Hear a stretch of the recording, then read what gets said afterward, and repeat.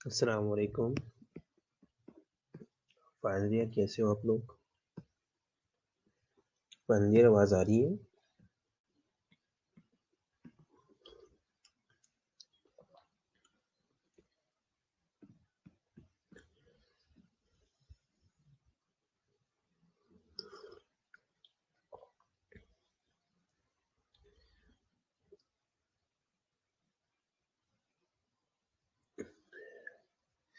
ठीक है, thank you. बाकी बच्चों को भी एक मैसेज दे दो ताकि सारे ऑनलाइन हो जाए। अभी सिर्फ 2 लोग ऑनलाइन है।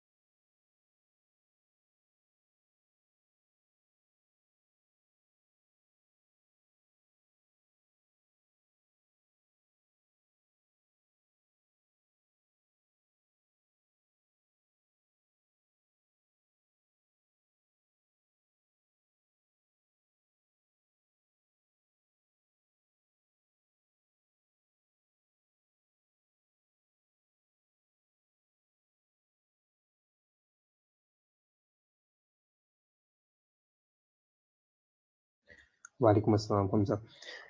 चले, सारे बच्चे आ गए। चलो डिज़ास्टर हम पढ़ चुके हैं, ठीक है? डिज़ास्टर में किसी का कोई क्वेश्चन हो तो पूछो। तो उसमें कुछ ख़ास अच्छा उसमें ना कुछ चीज़ें जो है बहुत ज़्यादा इम्पोर्टेंट है। मैं आप लोगों को बार-बार बता रहा हूँ। डिज़ास्टर के अंदर जितनी चीज़ें ना, डिज़ास्टर के लेवल्स है, डिज़ास्टर के फेजेज़ है, डिज़ास्टर की मैनेजमेंट है, डिज़ास्टर के अंदर जो है वो इमोशनल रिस्पॉन्सेज़ जो आ रही है, ये सारी चीज़ें वो बहुत ज़्यादा इम्पोर्टेंट है।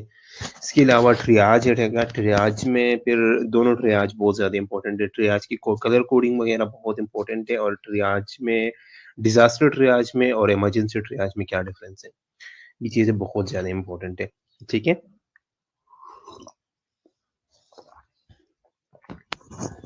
आज हम हेमरेज स्टार्ट कर रहे हैं। आज के हमारी ऑब्जेक्टिव्स क्या है? आज के हमारे ऑब्जेक्टिव्स है, हमने पेशेंट्स को क्लासिफाई करना है।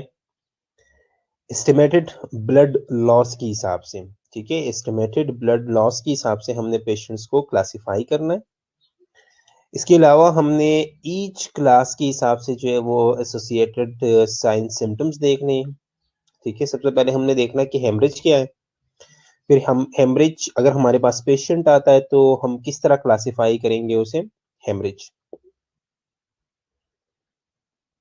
हम किस तरह क्लासिफाई करेंगे कि इस पेशेंट को किस क्लास का हेमरेज हुआ है, कितना ब्लड जो है ये लॉस कर चुका है। चैप्टर का नाम है हेमरेज, ठीक है, ओके। फिर ईच क्लास के हिसाब से जो है वो साइन सिम्टम्स किस तरह हम डिफरेंशिएट करेंगे, या साइन सिम्टम से हमें किस तरह पता चलेगा कि ये किस क्लास का हेमरेज है। फिर ईच क्लास के लिए डिफरेंट नर्सिंग इंटरवेंशन जो है वो हम बयान करेंगे, और उसके बाद जो है वो हम देखेंगे कि पैथोफिजियोलॉजी क्या है हेमरेजिक शॉक की, ठीक है। और साथ साथ जो है वो हम एक्यूट शॉक स्टेट में जो है वो हमने नर्सिंग केयर जो है वो किस तरह देंगे, ठीक है। तो ये सारी चीजें जो है वो हम आज के चैप्टर में जो है वो डिस्कस करेंगे, ठीक है।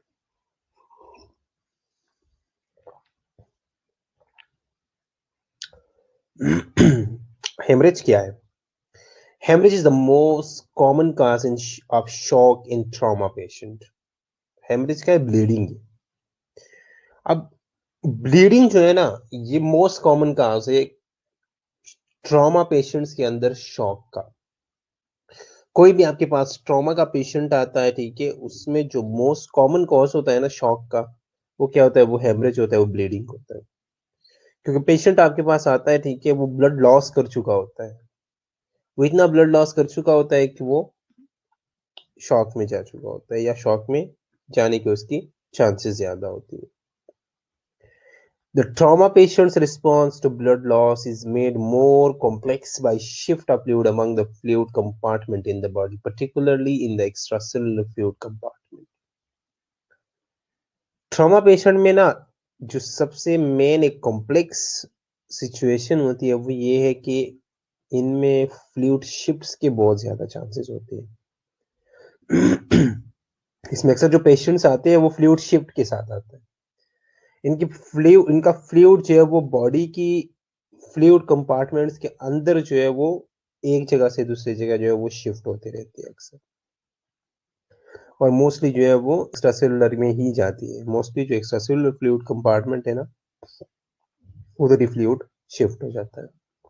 The classic response to blood loss must be considered in the context of fluid shift associated with soft tissue injury.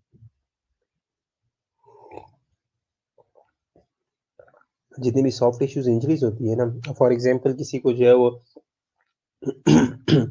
बाहर से कोई कट वगैरह लग गया, कोई ट्रॉमा है, कोई विजिबल ट्रॉमा हो गया, तो वो तो ठीक है, वो तो उसकी ब्लीडिंग तो बाहर ही आएगी ना। लेकिन अगर किसी को इंटरनल इंजरी हो गई, ठीक है, तो उसकी फ्लूइड जो है या उसकी ब्लीडिंग जो है वो अंदर ही अंदर वो ब्लीड कर पाएगा, ठीक है, अंदर ही अंदर वो ब्लीड करेगा, और वो ब्लड ब्लड या वो फ्लूइड जो है वो किसी और कंपार्टमेंट में जो है वो शिफ्ट हो जाएगा, ठीक है। मोस्टली ये सॉफ्ट टिश्यूज इंजरीज की पेशेंट्स में होता है। अब हेमरेज क्या है? हेमरेज जो है वो सर्कुलेटिंग ब्लड वॉल्यूम नहीं है। जो हमारा सर्कुलेटिंग ब्लड वॉल्यूम है, जब वो लॉस कर जाए उसे हम क्या कहते हैं? हेमरेज कहते हैं। Haemorrhage is the acute loss of circulating blood volume, ठीक है। Haemorrhage is the acute loss of circulating blood volume. अब जो नॉर्मल अडल्ट होता है ना, जो नॉर्मल अडल्ट होता है, उसका ब्लड वॉल्यूम जो है वो कितना होता है? उसकी बॉडी वेट का 7% जो है वो, उसकी बॉडी वेट का 7% जो है वो ब्लड का वेट होता है, ठीक है। अगर 70 kg कोई क्लाइंट है हमारे पास, तो उसके अंदर अप्रोक्सीमेटली 5 लीटर जो है वो सर्कुलेटिंग ब्लड वॉल्यूम होता है। Circulating blood volume 5 litre blood जो है उसके अंदर मौजूद होता है। लेकिन अगर बेबीज का देखा जाए, चाइल्ड का देखा जाए, तो चाइल्ड का जो है वो 8 to 9% ऑफ बॉडी वेट होता है, ठीक है। 8 to 9% ऑफ बॉडी वेट होता है, मतलब 80 to 90 ml पर केजी हिसाब से उनके अंदर ब्लड होता है। ठीक है, यहां तक कोई कंफ्यूजन? हेमरेज क्या है? हेमरेज जो है ये सर्कुलेटिंग ब्लड वॉल्यूम का एक्यूट लॉस है। ठीक है, जब हमारा सर्कुलेटिंग ब्लड वॉल्यूम लॉस हो जाता है उसे हम हेमरेज कहते हैं। ठीक है, एक नॉर्मल अडल्ट में जो है 7% उसकी बॉडी के वेट के हिसाब से जो है वो ब्लड होता है। ठीक है, लेकिन अगर बच्चों को हम देखें तो 8 to 9% उसकी उनकी बॉडी के वेट के हिसाब से होता है। ठीक है, इसका क्या मतलब है कि पर केजी के हिसाब से जो है वो एक अडल्ट में जो है वो 70 ml ब्लड होता है। ठीक है, लेकिन एक अडल्ट के हिसाब से जो है वो 80 to 90 ml ब्लड होता है। ठीक है, सो एक एडल्ट की हिसाब से अगर हम एक अप्रोक्सीमेशन लगाए तो अप्रोक्सीमेटली 5 लीटर ब्लड उनके अंदर होता है। अब पैथोफिजियोलॉजी क्या है? ब्लीडिंग हो गई, ब्लीडिंग के बाद क्या हुआ? वॉल्यूम कम हो गया। वॉल्यूम कम होगा तो परफ्यूजन नहीं होगी सही तरह, परफ्यूजन नहीं होगी तो सेलुलर लेवल पे जो मेटाबॉलिज्म होता है उसके लिए ऑक्सीजन कम है। ऑक्सीजन कम है तो एनरोबिक मेटाबॉलिज्म स्टार्ट होगा। एनरोबिक मेटाबॉलिज्म स्टार्ट होगा तो लैक्टिक एसिडोसिस होगा। ठीक है, लैक्टिक एसिडोसिस होगा। साथ साथ जितने भी जो हमारे कोगुलेज, प्रोटीएज, एंजाइम्स हैं वो कम हो जाएंगे क्योंकि ब्लड कम है, कोगुलोपैथी होगी। ठीक है, सेल्स के अंदर इस्कीमिया जो है वो इंक्रीज हो जाएगा। सेल्स के अंदर इस्कीमिया जो है वो इंक्रीज हो जाएगा। एंटी कोगुलेशन पाथवे में जो है वो एंटी कोगुलेशन पाथवे में जो है वो हमारी सारी सेल्स जो है वो चले जाएंगे। टिश्यू परफ्यूजन कम है। ठीक है, इसके अलावा जो है वो ब्लड शुगर कम है। ठीक है, गट और मसल के अंदर जो है वो भी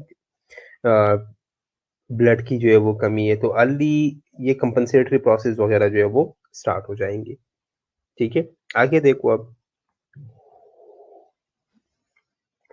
मसल्स के अंदर जो है वो अगर परफ्यूजन नहीं है तो हीट प्रोड्यूस नहीं होगी, हीट नहीं प्रोड्यूस होगा तो हाइपोथर्मिया होगा। ऊपर से जो है वो कोगुलेशन पाथवे जो है वो पुअर है, टेम्परेचर भी पुअर हो गया। ठीक है, तो हमारी एक तो एसिडोसिस होगी, Hg जो है वो भी कम हो जाएगा और हाइपोपरफ्यूजन हो जाएगा।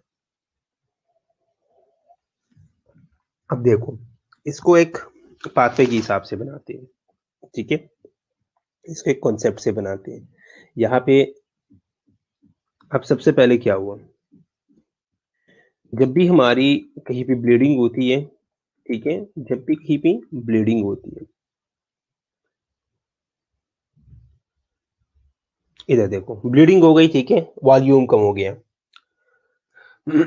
अब इस चीज को अंडरस्टैंड कर लो, ब्लीडिंग हुई, वॉल्यूम कम हो गया, वॉल्यूम कम हो गया तो हाइपोपरफ्यूजन होगी। हाइपोपरफ्यूजन होगी, ठीक है, ब्लड जो है वो टिश्यूज तक कम पहुंचेगी। ठीक है, जब ब्लड कम पहुंचेगी तो ऑक्सीजन भी कम पहुंचेगा। ऑक्सीजन कम पहुंचेगा तो वहां पे जो है सेल ने एनरोबिक मेटाबॉलिज्म स्टार्ट कर देना। जब एनरोबिक मेटाबॉलिज्म स्टार्ट करेंगे तो लैक्टिक एसिडोसिस।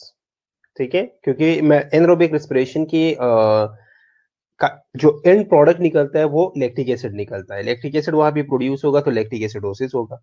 ठीक है, साथ साथ जो है वो एनरोबिक मेटाबॉलिज्म हो रहा है। ठीक है, वहां पे जो है वो ऑक्सीजन की कमी है, वहां पे जो है वो परफ्यूजन नहीं हो रही। जब परफ्यूजन नहीं हो रही तो हमारी जो कोगुलेज और प्रोटीएज एंजाइम है वो भी कम हो जाएंगे क्योंकि इस्कीमिया है इसकी वजह से। ठीक है, इस्कीमिया की वजह से कोगुलेज और प्रोटीएज कम हो जाएंगे तो कोगुलोपैथी होगी, एंटी कोगुलेशन पाथवे में जो है वो सिस्टम चला जाएगा। ठीक है, क्योंकि कोगुलेज और प्रोटीएज कम है, एंटीकोगुलेशन पाथवे में जब चला जाएगा। इसके अलावा टिश्यू की परफ्यूजन के साथ हमने कहा कि भाई टिश्यू की परफ्यूजन कम हो रही है, ब्लड शुगर कम है। ठीक है, गट और मसल के अंदर जो है वो गट और मसल्स के अंदर जो है तब वहां पे भी परफ्यूजन कम हो गई है क्योंकि ब्लड लॉस हो रहा है। जब ब्लड लॉस हो रहा है यहाँ पे तो अंडर मसल्स में भी परफ्यूजन कम है। ठीक है, जब मसल में परफ्यूजन कम होती है तो मसल जो है वो हीट प्रोड्यूस नहीं करता, हीट प्रोड्यूस नहीं कर रहा। ठीक है, साथ में हाइपोथर्मिया हो गया। ठीक है, तो यहाँ पे कौन कौन सी चीजें हो रही है? अंडर परफ्यूजन की वजह से एक तो हाइपोथर्मिया हो गया, एक हमारा जो कोगुलेशन पाथवे था वो पुअर हो गया। ठीक है, हमारा टेम्परेचर जो है वो पुअर हो गया। ठीक है, हमारा टेम्परेचर जो है वो पुअर हो गया, ठीक है, और एक एसिडोसिस हो गया। तो हाइपोपरफ्यूजन, एसिडोसिस, एचजीई, एचजीई क्या है? एचजीई हेमरेजिक डायरिया है, ठीक है। एचजीई जो है ये हेमरेजिक डायरिया है, हेमरेजिक गैस्ट्रोएंटेराइटिस, ठीक है, haemorrhagic gastroenteritis. Blood sugar, BS blood sugar है, ठीक है, शुगर का लेवल भी कम हो जाएगा ना, शुगर का लेवल कम हो जाएगा, वहाँ पे जो है वो हीट फिर प्रोड्यूस नहीं होगी, ठीक है, उसे एनर्जी नहीं मिलेगी, मसल्स को एनर्जी नहीं मिलेगी, उधर से ब्लड नहीं मिल रहा, इधर से शुगर नहीं मिल रहा, ब्लड को एनर्जी नहीं मिल रही, सॉरी, ब्लड ब्लड को नहीं, मसल्स को एनर्जी नहीं मिल रही, जब एनर्जी नहीं मिलेगी तो वो हीट नहीं प्रोड्यूस कर पाएगा, ठीक है। जब ये सारी चीजें मिल जाती है, एसिडोसिस, हाइपोपरफ्यूजन, एचजी, ये सारी चीजें, डेथ की तरफ जो है वो बंदा जाएगा, ठीक है। एक दफा मैं स्लाइड बैक कर लेता हूँ, आप लोग एक दफा खुद देख लो, एक दफा देख लो, कोई कंफ्यूजन है तो पूछ लो।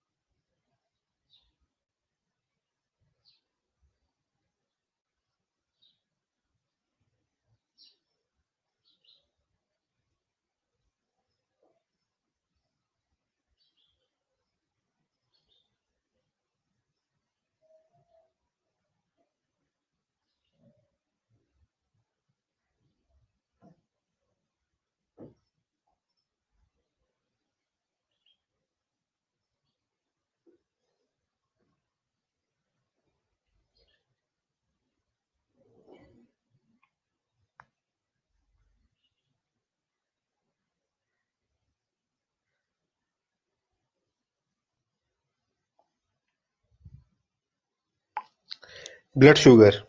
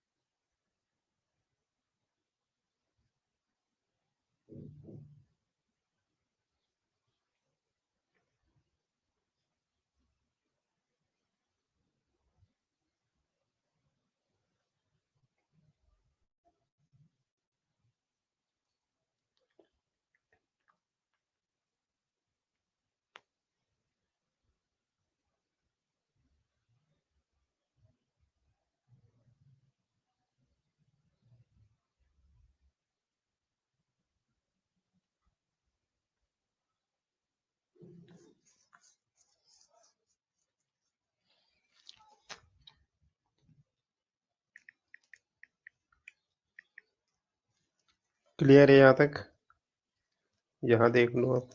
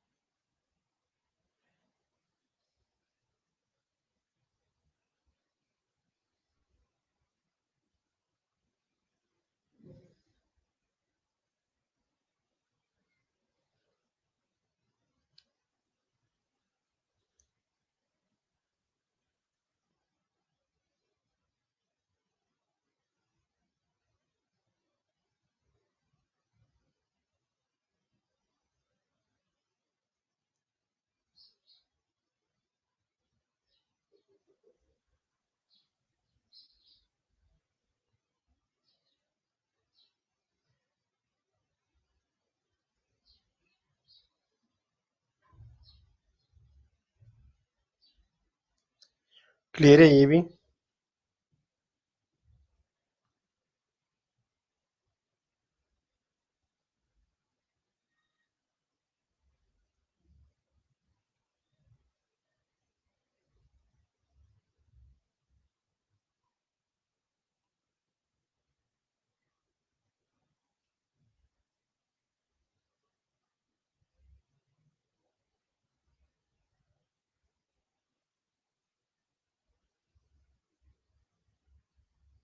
ठीक है, चलो। अब क्लासिफिकेशन ऑफ हेमरेज। ठीक है, हेमरेज को हमने क्लासिफाई करना है अब। सो सबसे पहले क्या है?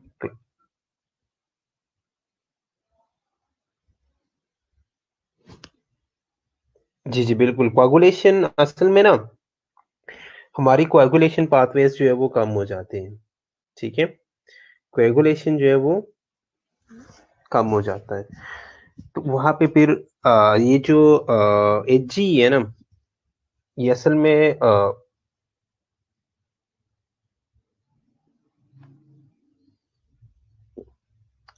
आवाज आ रही है आप लोगों को?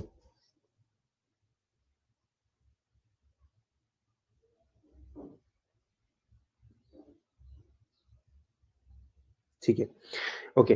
कोएगुलेशन पाथवेज जो है वो हमारी कोएगुलेशन प्रोफाइल जितनी भी है, हमारी जितनी भी कोएगुलेशन प्रोटीन्स है वो सारी कम हो जाती है। ठीक है, तो फिर ये नहीं है कि ये जरूरी है कि एच होगा। ठीक है, एच के चांसेस बढ़ जाते हैं। ठीक है, एच के चांसेस बढ़ जाती है क्योंकि गट में और इसमें जो है ना वो मूवमेंट बार बार होती है। ठीक है, और इसमें जो है वो ब्लीडिंग, वहां पे एनर्जी और ब्लड की सप्लाई जो है वो कम हो जाती है, तो वहां पे ब्लीडिंग के चांसेस होते हैं सिर्फ। ठीक है, ऐसा नहीं है कि वहां पे हमेशा जो है वो कंफर्म है कि ऐसा ही होगा। ठीक है, सिर्फ चांसेस बढ़ जाते हैं। ठीक है, अब क्लासिफिकेशन ऑफ हेमरेज है। ठीक है, हेमरेज को हमने क्लासिफाई करना है। 4 क्लासेस है इसकी, क्लास 1, क्लास 2, क्लास 3 और क्लास 4। ठीक है, अब क्लास 1 हेमरेज क्या है? अगर एक बंदा 1 यूनिट ब्लड दे के आता है, अगर एक बंदा 1 यूनिट ब्लड दे के आता है तो वो क्या है? वो क्लास 1 हेमरेज है। is exemplified by the condition of an individual who has donated a unit of blood। ठीक है, एक बंदा 1 यूनिट ब्लड लेके आता है तो उसका क्या मतलब है कि ये बंदा जो है ये क्लास 1 हेमरेज के अंदर है। ठीक है, इसने 1 पेंट ऑफ ब्लड या 1 यूनिट ब्लड जो है वो लॉस कर लिया। ठीक है, दूसरा क्या है? Class 2 haemorrhage is uncomplicated haemorrhage for which crystalloid fluid resuscitation is required. ठीक है, क्लास 2 हेमरेज जो है ये भी अनकॉम्प्लिकेटेड हेमरेज है। ठीक है, ये कॉम्प्लिकेशन की तरफ नहीं जाता, बहुत कम जो है ये कॉम्प्लिकेशन के अंदर मतलब जा तो सकता है, प्रोग्रेस तो कर सकता है, लेकिन ऐसा नहीं है, ये खुद जो है ये अनकॉम्प्लिकेटेड स्टेज है। ठीक है, ये एक अनकॉम्प्लिकेटेड स्टेज है हेमरेज का, और इसमें हम जो है वो क्रिस्टलाइट फ्लूइड जो है वो रिप्लेस कर लेते हैं। ठीक है, कोलाइड्स की जरूरत नहीं पड़ती। क्लास 3 हेमरेज जो है ये कॉम्प्लिकेटेड हेमरेज स्टेट है। ठीक है, जिसमें हम क्रिस्टलाइड इन्फ्यूजन जो है वो कम देते हैं। ठीक है, at least crystalloid fluid is required in perhaps also blood replacement. Unit 400 to 500, कुछ जगहों पे 400 का होता है, 400 ml का, कुछ जगहों पे 500 ml का होता है। ठीक है, okay. Class 3 haemorrhage, class 3 haemorrhage है ये कॉम्प्लिकेटेड हेमरेजिक स्टेट है जिसमें हम क्रिस्टलाइड इन्फ्यूजन्स देते हैं। ठीक है, वो तो मस्ट है। ठीक है, और साथ साथ जो है वो कभी कभार जो है वो ब्लड रिप्लेसमेंट भी करते हैं। ठीक है, इसके बाद जो है वो क्लास 4 हेमरेज है। क्लास 4 जो है वो pre terminal event unless very aggressive measures are taken the patient will die within a minute. ठीक है, अगर हमने एग्रेसिव ट्रीटमेंट जो है वो नहीं किया, एग्रेसिव जो है वो मेयर्स नहीं लिए, तो ये पेशेंट जो है वो कुछ ही मिनट्स में जो है वो डेथ की तरफ जा सकता है। ठीक है, तो 4 क्लासेस है। फर्स्ट क्लास जो है वो अगर एक बंदा 1 यूनिट ब्लड दे के आता है तो उसका ये एग्जांपल ले लो, वो क्लास 1 हेमरेज है। क्लास 2 हेमरेज जो है ये अनकॉम्प्लिकेटेड है, इसमें हम क्रिस्टलाइट फ्लूइड देते हैं, बंदा ठीक हो जाता है। क्लास 3 जो है वो कॉम्प्लिकेटेड स्टेज है। ठीक है, इसमें हम क्रिस्टलाइट फ्लूइड देते हैं, साथ साथ जो है वो हम ब्लड रिप्लेसमेंट भी कर लेते हैं, कभी कभार जरूरत पड़ती है। क्लास 4 हेमरेज है। क्लास 4 जो है वो प्री टर्मिनल इवेंट्स, इसको हम प्री टर्मिनल कहते हैं क्योंकि इसमें जब तक आप एग्रेसिव मेयर्स नहीं लेते तो पेशेंट जो है वो आपसे विद इन मिनट्स जो है वो मर सकता है, ठीक है? डेथ की तरफ जा सकता है, ठीक है? अब आप लोग ये टेबल एक नज़र देख लो, फिर मैं एक्सप्लेन करता हूँ। एक नज़र ये टेबल देख लो।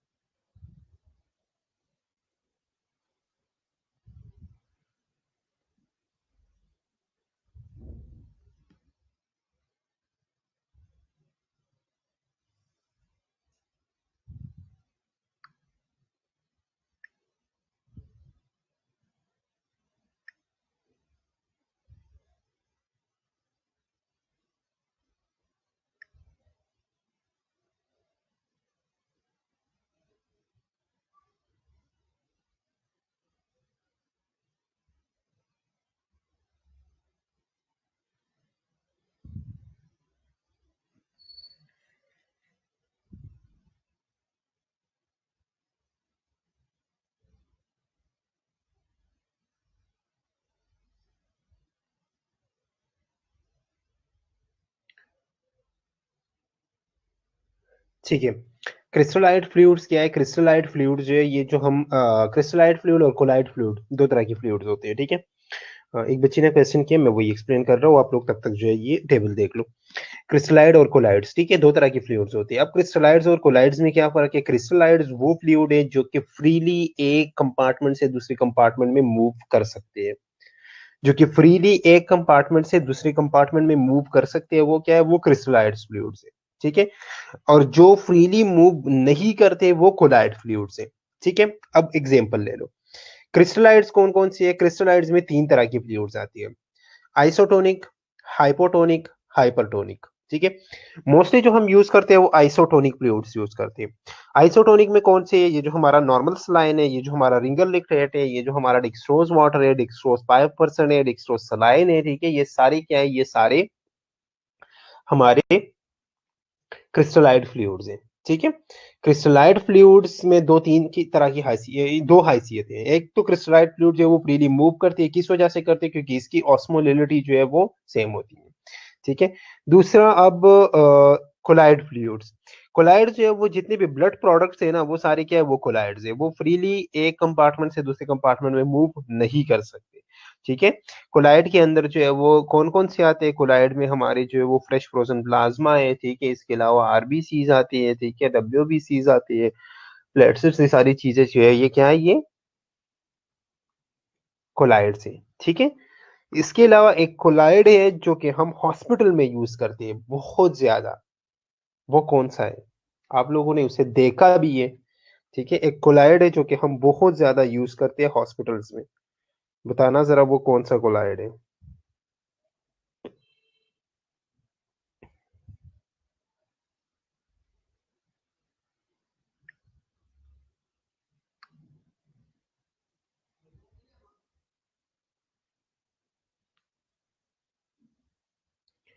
ये टेबल पढ़ के बता देना।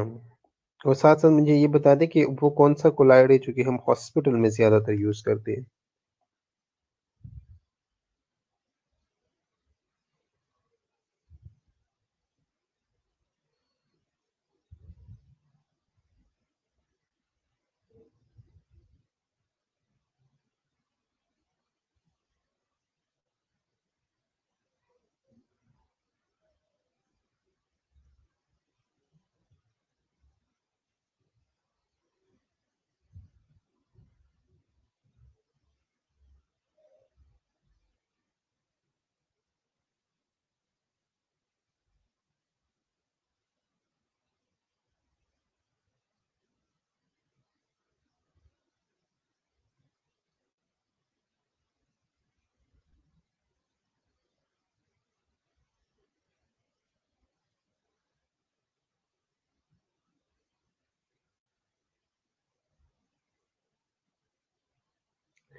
Very good.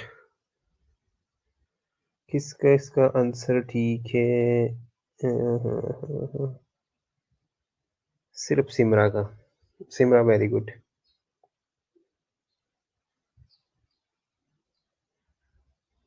नहीं, बाकी किसी का आंसर ठीक नहीं है, सिर्फ सिमरा का ठीक है।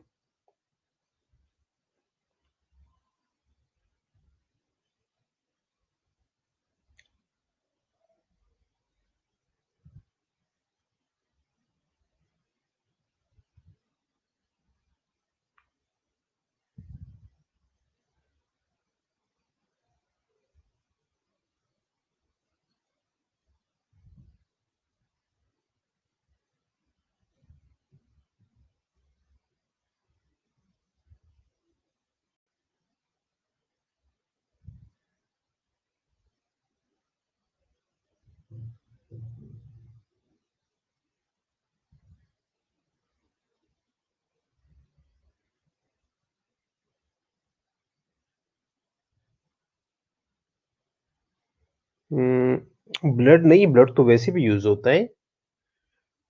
मैं एक रेडीमेड की बात कर रहा हूँ कि बाहर मार्केट से हमें मिलते हैं और वो हम पेशेंट्स को लगाते हैं। पर है कोलाइड।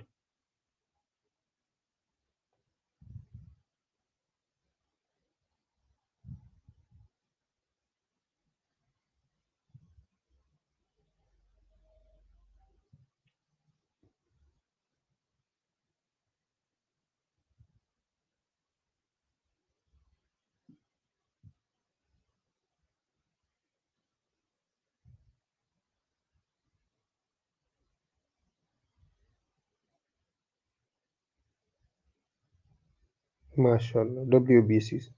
डब्ल्यूबीसीस कैसे? डब्ल्यूबीसीस तो ब्लड प्रोडक्ट है, मैं कह रहा हूँ मार्केट से मिलते हैं, डब्ल्यूबीसीस हमें मार्केट से मिलती है।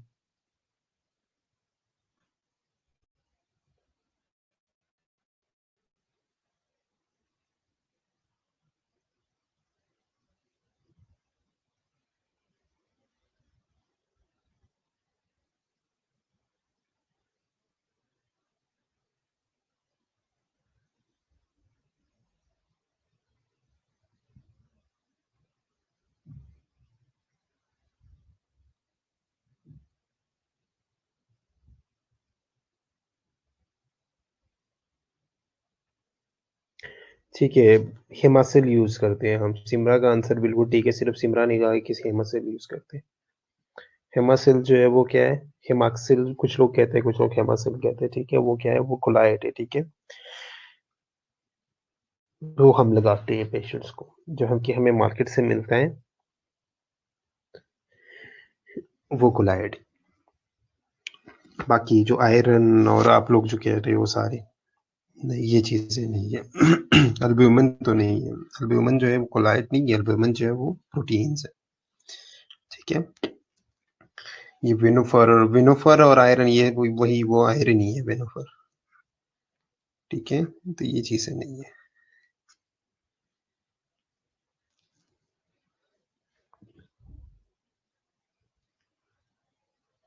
नहीं है मसल, आप लोगों ने नहीं देखा आज तक।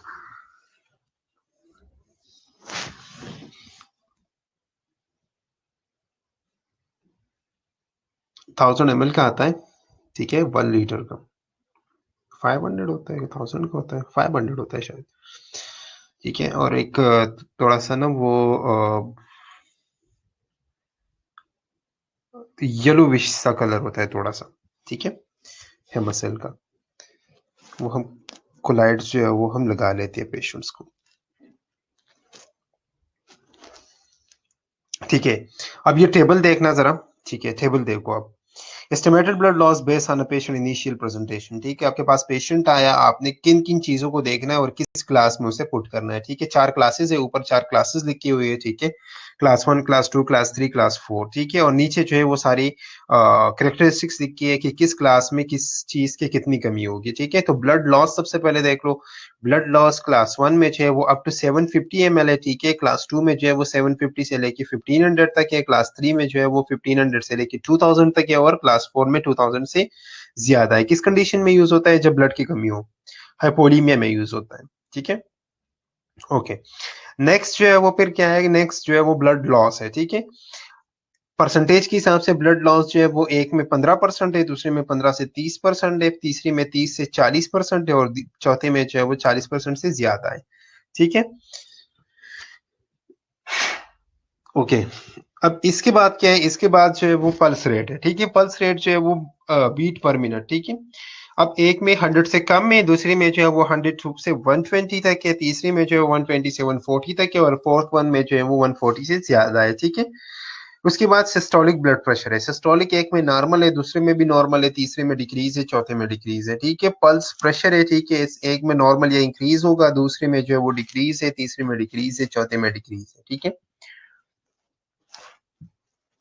उसके बाद रिस्पिरेटरी रेट है, एक में 14 to 20 है, दूसरे में ज्यादा हो गया है 20 से 30 तक, फिर 30 से 40, और लास्ट वन में जो है वो 35 से अबव भी होगा, ठीक है। फिर उसके बाद यूरिन आउटपुट है। यूरिन आउटपुट एक में जो है वो ml पर आर के हिसाब से 30 से एक में कम है, दूसरे में 20 से 30 है, फिर उसके बाद 5 से 15 है, चौथे में जो है वो निग्लेजिबल हो जाता है, बिल्कुल, ठीक है, कम हो जाता है। उसके बाद मेंटल स्टेटस देख लो, ठीक है, इसमें स्लाइटली एंशियस है, दूसरे में माइल्ड एंशियस है, फिर उसके बाद एंशियस और कंफ्यूज है, फिर उसके बाद कंफ्यूज और लेथार्जिक। इनिशियल पीरियड रिप्लेसमेंट हम करते हैं तो एक में क्रिस्टलाइड्स देनी है, दूसरे में भी क्रिस्टलाइड्स देनी है, तीसरे में जो है वो क्रिस्टलाइड्स और ब्लड भी दे सकते हैं, और चौथे में भी क्रिस्टलाइड और ब्लड दे सकते हैं, ठीक है।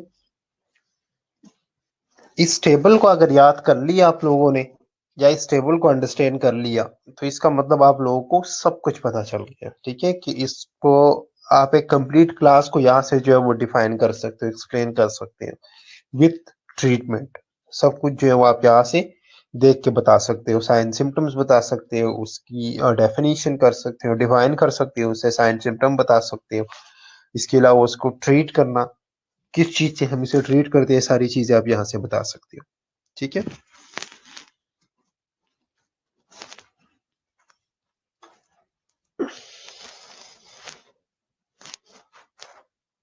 चलो, अब क्लास वन देखते हैं, ठीक है। Class one haemorrhage, class one haemorrhage में हमने क्या कहा कि अप टू 15% ब्लड वॉल्यूम जो इसमें लॉस होता है, ठीक है, जो कि 750 ml तक बनता है। अप टू 15% 750 ml तक बनता है, ठीक है। The clinical symptom of volume loss with class one haemorrhage is minimum. जो क्लिनिकल सिम्टम्स बनते हैं वो क्या है, वो मिनिमल है, बिल्कुल, ठीक है। इन अनकॉम्प्लिकेटेड सिचुएशन मिनिमल टेकिकार्डिया अगर, ठीक है, कोई मतलब जब अनकॉम्प्लिकेटेड हो सिचुएशन तो सिर्फ थोड़ा सा मिनिमल सा टेकिकार्डिया होता है, ठीक है, कोई मेजरेबल चेंजेस नहीं आते ब्लड प्रेशर में या पल्स प्रेशर में या रेस्पिरेटरी रेट में, ठीक है। For otherwise healthy patient this amount of blood loss doesn't require replacement, ठीक है। और ये जो ब्लड लॉस है इसके लिए रिक्वायरमेंट की जरूरत नहीं है, ठीक है। ट्रांसकेफिलरी रिफिल और जो बाकी कंपनसेटरी मैकेनिज्म्स है वो 20 विद इन 24 आवर्स जो है ये सारा ब्लड जो है वो अकोमोडेट कर लेता है, ठीक है, कंपनसेट कर लेता है, ठीक है, without need without the need of blood transfusion, ठीक है। इसमें किसी ट्रांसफ्यूजन वगैरह की या फ्लूइड रिप्लेसमेंट की जरूरत नहीं पड़ती, ठीक है। तो जब भी आप लोग ब्लड डोनेट करके आते हो, ठीक है, विद इन 24 आवर्स आपकी बॉडी का कंपनसेटरी मैकेनिज्म, जितनी भी आपकी कंपनसेटरी मैकेनिज्म है, ठीक है, वो उससे जो है वो कवर कर लेता है, रिकवर कर लेता है, कंपनसेट कर लेता है, ठीक है। उसके लिए जो है वो न किसी ब्लड की जरूरत होती है, न किसी फ्लूइड लगाने की जरूरत होती है, ठीक है। सो ये क्लास वन था। Class two haemorrhage, class two haemorrhage में अब क्या है कि 15 to 30% ब्लड लॉस है, ठीक है। 15 to 30% अगर हम देख ले तो 750 ml से जो है वो 1500 ml तक बनता है, ठीक है। इसमें जो क्लिनिकल साइंस आती है, इसमें टैकीकार्डिया होता है, हार्ट रेट जो है वो अबव 100 जाता है, जिस तरह हमने उधर टेबल में देखा था, ठीक है। टेकेपनिया होता है और पल्स प्रेशर जो है वो डिक्रीज हो जाता है। Later sign is related primarily to a raise in a diastolic component due to increase in circulatory catecholamines, ठीक है। उसके बाद जो है वो पल्स प्रेशर जो है वो डिक्रीज क्यों हो जाता है, पल्स प्रेशर इसलिए डिक्रीज होता है क्योंकि इसमें जो है वो डायस्टोल जो है वो क्या हो जाता है, वो इंक्रीज हो जाता है। अब डायस्टोल इंक्रीज क्यों होता है, डायस्टोल इंक्रीज इसलिए होता है कि साथ साथ कंपनसेटरी मैकेनिज्म्स की वजह से जो है वो कैटेकोलामिन्स रिलीज हुए होते हैं। कैटेकोलामिन्स जो है वो क्या करते हैं, कैटेकोलामिन्स जब ब्लड के अंदर आते हैं तो उनका काम होता है वो डायस्टोल को इंक्रीज कर देते हैं, ठीक है। तो यहाँ से डायस्टोल जो है वो इंक्रीज हो जाता है, इस वजह से पल्स प्रेशर जो है वो लेयर हो जाता है, ठीक है। इसके अलावा this agent produce an increase in peripheral vascular tone and resistance, ठीक है। और ये एजेंट्स जो है ये कैटेकोलामीन्स वगैरह जो है ये क्या करते हैं, ये पेरिफेरल वास्कुलर टोन को जो है वो इंक्रीज कर लेते हैं, पेरिफेरल वास्कुलर रेजिस्टेंस को जो है वो इंक्रीज कर देता है, ठीक है। ओके, इसके अलावा systolic pressure change minimally in early haemorrhagic shock, therefore it is important to evaluate pulse pressure rather than systolic pressure, ठीक है। तो क्लास 2 हेमरेज में हमारे लिए इंपॉर्टेंट क्या है कि हम पल्स प्रेशर को एवेलुएट कर ले, क्योंकि इसमें सिस्टोलिक के अंदर चेंजेस बहुत कम आते हैं, ठीक है।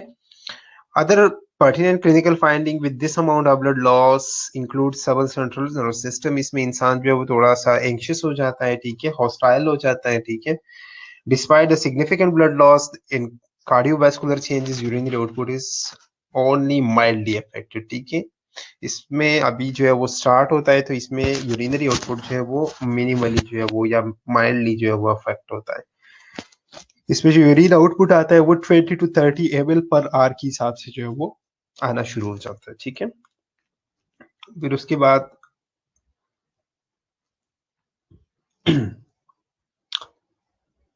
अब कुछ पेशेंट्स जो है उनको जब उनकी हालत और ख़राब हो जाती है या उनकी क्लिनिकल मैनिफेस्टेशन जो है वो एक्सेजरेट हो जाती है, तो फिर उनको ब्लड ट्रांसफ्यूजन की इवेंचुअली ज़रूरत पड़ती है। वैसे इसमें जो है वो क्रिस्टलाइट से ही हम काम चला लेते हैं, ठीक है। क्रिस्टलाइट से ही हम इसे स्टेबलाइज कर लेते हैं, ठीक है। फिर उसके बाद जो है वो क्लास 3 हेमरेज है, ठीक है। क्लास 3 में जो है वो 30 से 40% ब्लड जो है वो लॉस होता है, जो कि 1500 ml से 2000 ml तक बनता है, ठीक है। इसमें पेशेंट जो है वो इसमें इनएडिकेट परफ्यूजन के साथ जो है वो पेशेंट होता है, तो इनएडिकेट परफ्यूजन के साथ टेकीकार्डिया और टेकिपनिया में पेशेंट होता है। मेंटल स्टेटस उसमें जो है वो बहुत सिग्निफिकेंट चेंजेस आती है उसमें, ठीक है। सिस्टोलिक जो है उसका कम हो जाता है, और इसमें जो है वो कंसिस्टेंटली जो है वो हम देखते हैं, तो कंसिस्टेंटली जो है वो ब्लड लॉस की वजह से लीस्ट अमाउंट का ब्लड भी अगर लॉस हो तो कंसिस्टेंटली जो है वो सिस्टोलिक प्रेशर जो है वो ड्रॉप होता रहता है, ठीक है। इसमें ट्रांसफ्यूजन की जरूरत पड़ती है, ठीक है। इसमें ट्रांसफ्यूजन की जरूरत पड़ती है, लेकिन इनिशियल मैनेजमेंट जो है वो हम क्या करते हैं, इनिशियल मैनेजमेंट हम ये करते हैं इसमें कि ब्लड को स्टॉप करने की कोशिश करते हैं। सबसे पहले हमने क्या करना है, ब्लड को स्टॉप करने की कोशिश करनी है, ठीक है। अगर इमरजेंसी ऑपरेशन की जरूरत पड़ गई तो इमरजेंसी ऑपरेशन भी कर लेते हैं, ठीक है, या एम्बोलाइजेशन हम कर लेते हैं वहां पे ब्लड को स्टॉप करने के लिए, ठीक है। इसके अलावा जो इसमें इस तरह के पेशेंट्स में जो है वो मोस्टली हम पैक आरबीसीज या पैक सेल्स जो है वो लगाते हैं, ठीक है, या ब्लड प्रोडक्ट्स जितनी बाकी ब्लड प्रोडक्ट्स है वो रिस्टोरेशन के लिए जो है वो होल ब्लड वगैरह जो है वो हम उससे जो है वो हम रिस्टोरेट करते हैं पेशेंट को, ताकि पेशेंट जो है वो शॉक से रिवर्ट हो जाए। अब ये जो हम डिसाइड करते हैं कि ब्लड को कि कितना ब्लड जो है वो ट्रांसफ्यूज करना है, वो इनिशियल फ्लूइड रिसर्टेशन के ऊपर जो है वो डिपेंड करता है सारा कुछ, कि इनिशियली हम पेशेंट को कितना जो है वो ब्लड देते हैं या किस तरह जो है वो हम पेशेंट को रिसर्टेट करते हैं। तो रिसर्टेशन इनिशियल रिसर्टेशन के बेस पे जो है वो हम फिर डिसाइड करते हैं कि कितना ब्लड देना है और विच टाइप ऑफ ब्लड जो है वो हमने इससे जो है वो ट्रांसफ्यूज करना है, ठीक है। उसके बाद क्लास 4 हेमरेज है, जिसमें मोर देन 40% ब्लड जो है वो लॉस होता है, ठीक है। अब ये जो क्लास है ये लाइफ थ्रेटनिंग क्लास है, ठीक है। ये क्या है, ये लाइफ थ्रेटनिंग क्लास है। इसमें सिम्टम्स जो आते हैं वो मार्क टेकीकार्डिया होता है, इसमें बहुत ज्यादा टेकीकार्डिया होता है, ठीक है। पल्स प्रेशर जो है वो बहुत नैरो हो जाता है, ठीक है, क्योंकि कभी कभार इतना होता है कि डायस्टोलिक प्रेशर जो है वो अनअब्टेनेबल हो जाता है, ठीक है, हमें पता भी नहीं चलता डायस्टोल का। यूरिनरी आउटपुट बिल्कुल नेग्लेजिबल हो जाता है, मेंटल स्टेटस कंप्लीटली जो है वो डाउन चला जाता है, ठीक है। स्किन जो है वो बिल्कुल कोल्ड और पेल हो जाता है, और इसमें रैपिड ट्रांसफ्यूजन की जरूरत होती है या इमीडिएट सर्जिकल इंटरवेंशन की जरूरत होती है, ठीक है।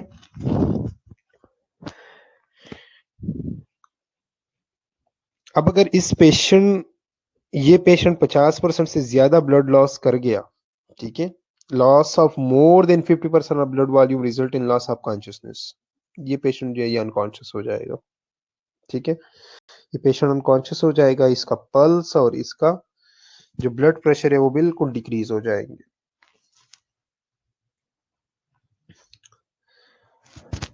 अब इसके अलावा ये तो हमने पढ़ लिया। अब टाइप ऑफ हेमरेज हमने देख के किस चीज की बेस पे हमने देखा था, ये हमने क्लासेस पढ़ी है, ठीक है। अब हमने टाइप्स पढ़नी है। यहाँ तक कोई क्वेश्चन हो तो पूछो स्टूडेंट, जरा 2 मिनट, हाँ 1 मिनट। अगर किसी का कोई क्वेश्चन हो तो ड्रॉप कर लो, मैं 2 मिनट में आया।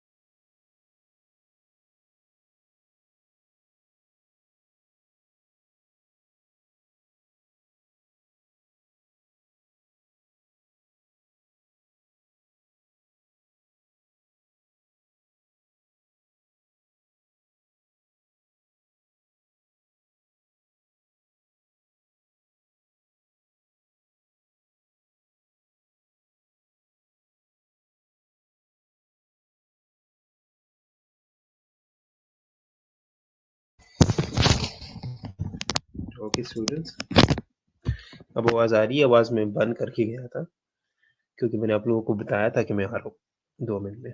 ठीक है, ओके। सो अब हमने टाइप्स पढ़नी है हेमरेज की। ठीक है, हेमरेज के टाइप्स जो है वो डिफरेंट टाइप्स है हेमरेज के। ठीक है,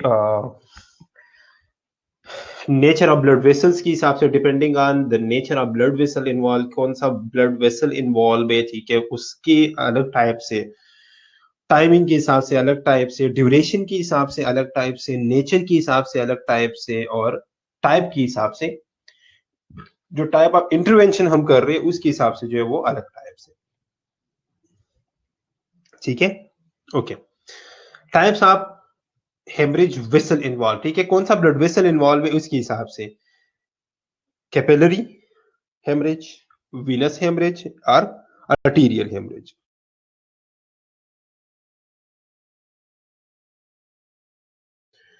सो कैपिलरी हेमरेज क्या है कि slow even flow bright red colour. ठीक है, इसका फ्लो जो है वो स्लो होगा, ठीक है, इवन फ्लो होगा, ठीक है, बिल्कुल सेम सीक्वेंस में फ्लो आएगा और ब्राइट रेड कलर का फ्लो होगा।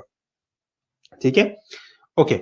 उसके बाद वीनस हेमरेज है। वीनस हेमरेज जो है वो steady slow flow dark red colour, steady flow होगा, ठीक है, स्लो होगा और डार्क रेड कलर का होगा। उसके बाद जो है अर्टीरियल है। ठीक है, अर्टीरियल हेमरेज जो है वो स्पर्टिंग ब्लड, ठीक है, ब्लड जो है वो बिल्कुल ऐसे स्पर्ट करेगा। ठीक है, और दूसरा क्या है कि पल्सेटिंग फ्लो होगा, ठीक है, बार बार ऐसे पल्सेट करेगा, स्पर्टिंग होगा लेकिन पल्सेट करेगा और बिल्कुल ब्राइट रेड कलर का होगा। ठीक है, तो ये टाइप है वेसल इन्वॉल्व। जिस कौन सा वेसल इन्वॉल्व है, अगर कैपिलरी इन्वॉल्व है तो उसमें स्लो इवन फ्लो है, ठीक है, अगर वीनस इन्वॉल्व है तो स्टीडी स्लो फ्लो है, और अगर आर्टीरियल इन्वॉल्व है तो स्पर्टिंग पल्सेटिंग फ्लो है। ठीक है, कैपिलरी में ब्राइट रेड कलर है, ठीक है, वीनस में डार्क रेड कलर है और आर्टीरियल में भी ब्राइट रेड कलर ही है। ठीक है, या तो कोई क्वेश्चन?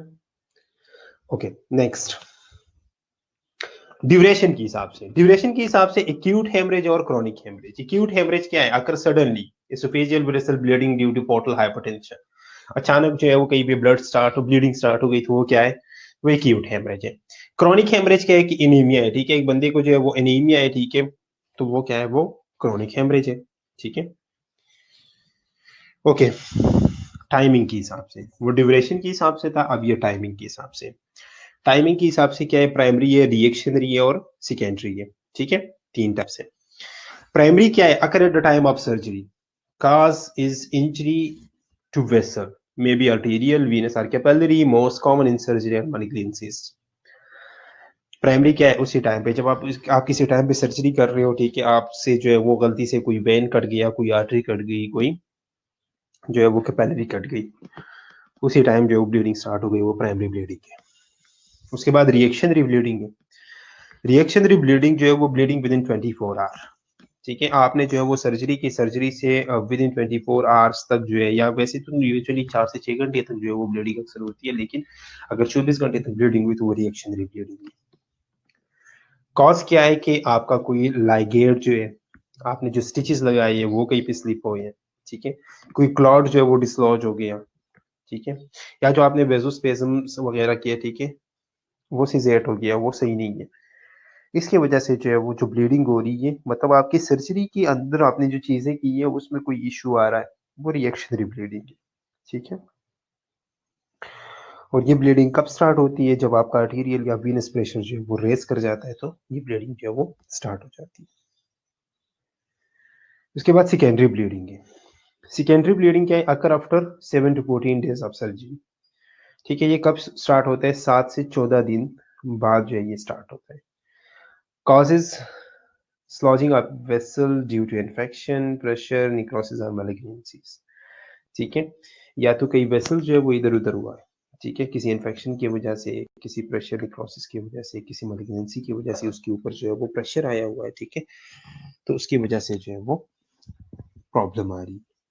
ठीक है, तो ये तीन टाइप से, प्राइमरी है, सेकेंडरी है, ठीक है, और प्राइमरी है, सेकेंडरी है और रिएक्शनरी है। ठीक है,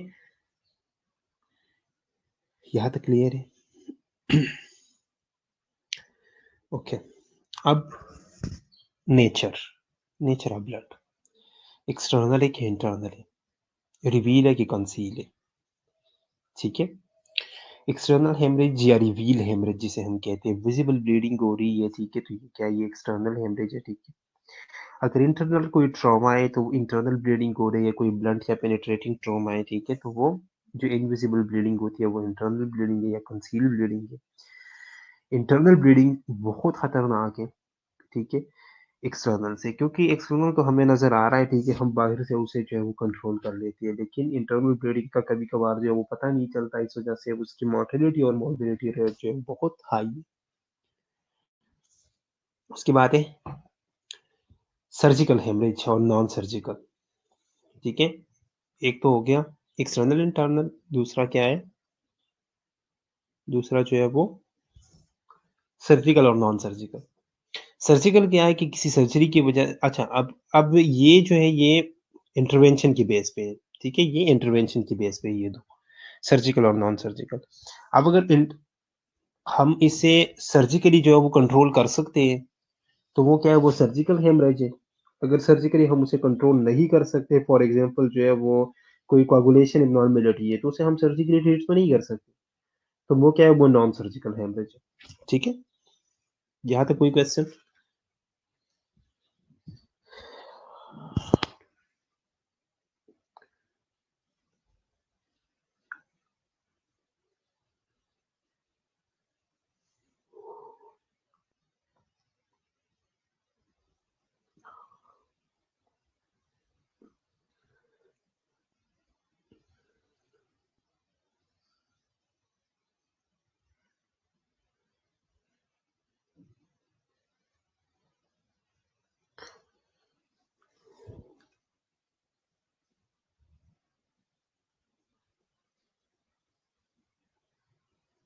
नहीं, जरूरी नहीं है कि इंटरनल ब्लीडिंग का हमेशा एंड रिजल्ट जो है वो डेथ पे ही हो, ठीक है।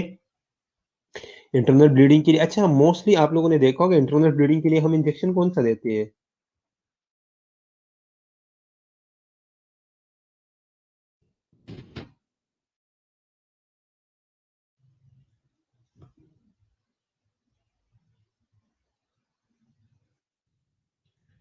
उसे हम कंट्रोल कर लेते हैं, ठीक है, ऐसा नहीं है कि बिल्कुल उसका जो है वो उस पे होता है।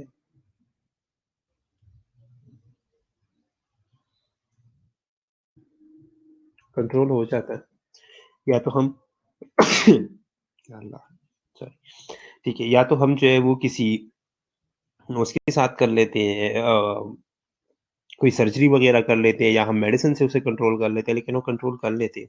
एंजियोम्बोलिज्म का मतलब है ब्लॉकिंग द फ्लो, मतलब ब्लड ब्लड फ्लो को हम थ्रू द विसल जो है वो हम ब्लॉक कर लेते हैं, वो एम्बोलाइजेशन है, ठीक है, या एंजियोम्बोलिज्म है,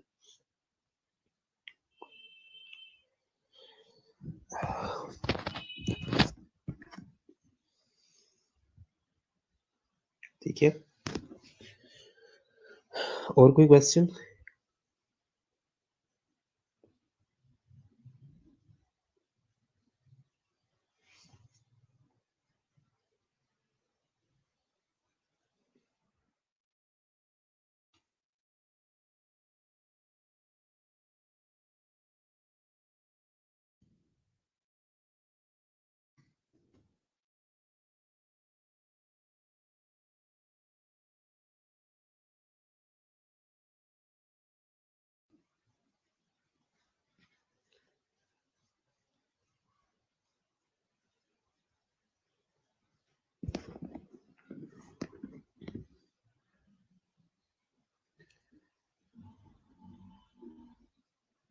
ब्रेन हेमरेज में इंटरनल ब्लीडिंग होती है ना, ब्रेन हेमरेज में नहीं, हर चीज में होती है, सिर्फ ब्रेन हेमरेज में नहीं होती, ठीक है, सिर्फ ब्रेन हेमरेज में नहीं है, बाकी चीजों में भी है।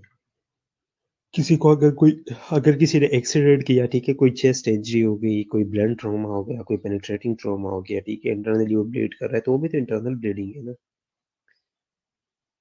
लीवर में, हर चीज में होती है।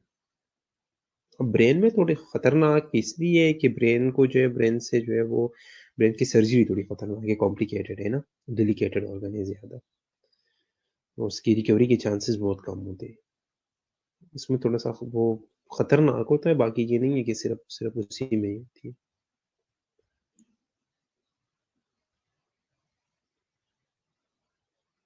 ठीक है?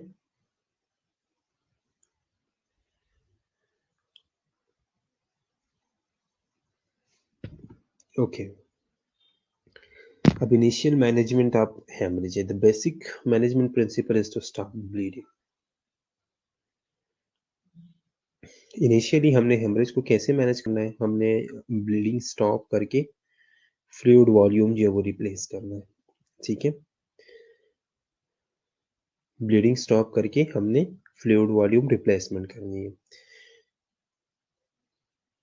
इंटरनल ब्लीडिंग की डिफरेंट टाइप्स भी होती हैं, लाइक कैसे? टाइप्स हम नहीं कह सकते, हम ये कहते हैं कि कितना कितना ब्लड लॉस हुआ है। हम ये देख लेते हैं, बाकी मुझे नहीं लगता उसमें कौन-कौन से टाइप्स आपने ढूँढने हैं।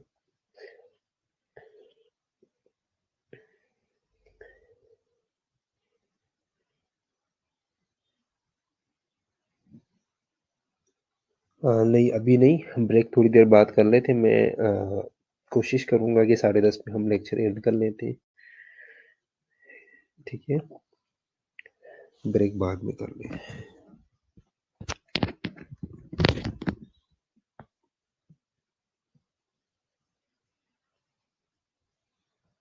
हाँ, क्लासेस की बात हो रही होगी, ठीक है? क्लासेस हम कह सकते हैं।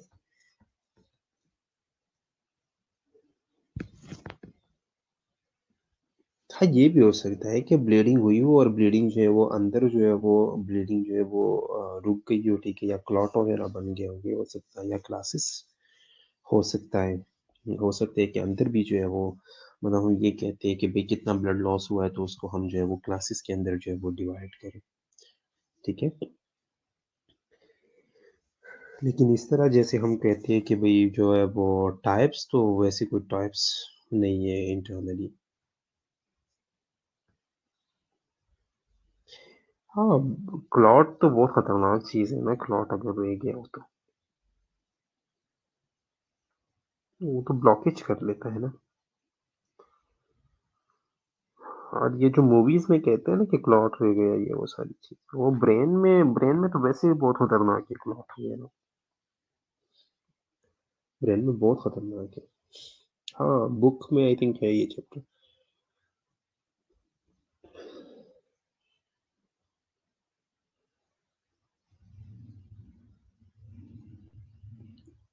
इनिशियली हमने मैनेज कैसे करना है, इनिशियली जो है वो हम ब्लड को ब्लीडिंग को स्टॉप कर लेते हैं, ठीक है? और फ्लूइड रिप्लेसमेंट जो है वो शुरू कर लेते हैं, ठीक है? ओके। अब ये एक दफ़ा देख लो, apply direct pressure with glove hands, sterile dressing, ठीक है? हम क्या कहते हैं, जहाँ पे ब्लीडिंग हो रही होती है, हमने क्या करना है, हमने डायरेक्ट प्रेशर उसके ऊपर अप्लाई करना है, ठीक है? ग्लव हैंड के साथ आपके हाथों पे जो है वो ग्लव्स होनी चाहिए, ठीक है? और स्टेराइल ड्रेसिंग होनी चाहिए। अ, ठीक है, ब्रेन तो नरिश ही ब्लड से हो रहा होता है, जब वहाँ ही कोई ट्रॉमा होगा तो डेंजरस तो होगा। असल में ना नरिश तो हर हर एक ऑर्गन जो है वो ब्लड से होता है, लेकिन ब्रेन एक डेलिकेट ऑर्गन है, ठीक है? ब्रेन एक कितना डेलिकेट ऑर्गन है, क्योंकि ब्रेन के लिए जो है वो ऑक्सीजन और ग्लूकोज ऑक्सीजन और ग्लूकोज चाहिए होती है। लेकिन ब्रेन वो ऑर्गन है जिससे जो है वो 2 से 4 मिनट तक अगर उसे ब्लड ना मिला तो उसकी डेथ होती है, ठीक है? उसकी रिक्वायरमेंट ज़्यादा है। अगर 2 से 4 मिनट तक उसे जो है वो ऑक्सीजन नहीं मिला, ब्लड हम नहीं कहते ना ऑक्सीजन नहीं मिला, असल में ऑक्सीजन ही उसे चाहिए ना, ब्लड तो उसके अंदर नहीं जा रहा ना, ऑक्सीजन ही चाहिए, ठीक है? ऑक्सीजन ही चाहिए, तो अगर उसे उधर जो है वो ब्लड नहीं जा रहा तो ऑक्सीजन नहीं जाएगा, ठीक है? क्योंकि ऑक्सीजन किसने लेके जाना है? ब्लड ने लेके जाना है, ठीक है? तो 2 से 4 मिनट में अगर उसे ना मिली तो उसकी ब्रेन डेथ हो जाती है। और अगर ब्रेन सेल्स की डेथ हो गई तो वो इरिवर्सिबल है, ठीक है? इरिवर्सिबल। अगर कहीं पे ब्लीडिंग हो रही हो, आपने उसे मैनेज कैसे करना है? सबसे पहले हमारा काम क्या होता है? हमारा काम होता है ब्लीडिंग को स्टॉप करना, ठीक है? अब ब्लीडिंग को स्टॉप हम कैसे करते हैं? आपने जो है वो ग्लव हैंड के साथ स्टेराइल ड्रेसिंग के साथ जो है वो आपने क्या करना है?